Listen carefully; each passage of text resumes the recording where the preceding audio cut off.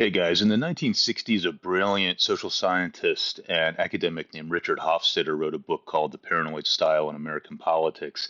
And what he described, I think, was really prescient for our current moment with the Trump administration.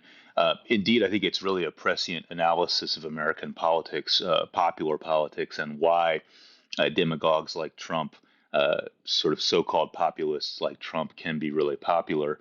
And I think it explains a lot about why Trump came to power. And what he says is these sort of paranoid conspiracy theories provide a way for very anxious people during times of political and social change, economic change. It gives them an avenue into politics to understand things that are really baffling them through kind of these very simple narratives. And I think that's what we're seeing right now, really with the Epstein list and the Epstein files.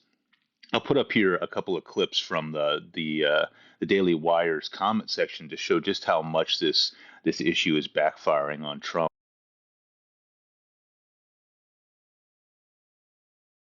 And so, as you can see, these are people for whom this issue isn't a tangential one, or I think as much of a fringe issue as those on the left or even the center of American politics would think.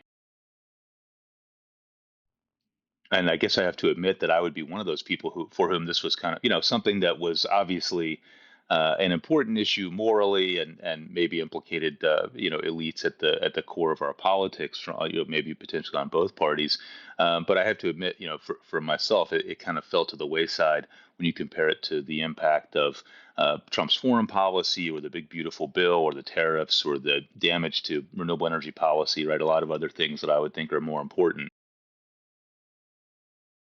But as we can see, for the core of Trump supporters and his base, really that base that just refuses to leave him in all the polling, this is much more of a central issue than I think people are appreciating right now, outside of the right wing kind of media environment.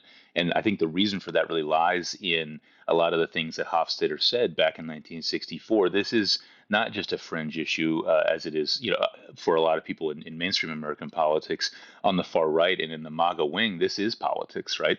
This was their entire on ramp into this debate and into this discussion about why they would support Trump over someone else, was that he would release these files and bring justice, to those that they see having wronged our society. So I think this is going to continue to spiral, and as long as Trump takes this tact, it's going to continue to be a bigger and bigger issue for him, potentially an existential one with his base. Really curious for your thoughts down below.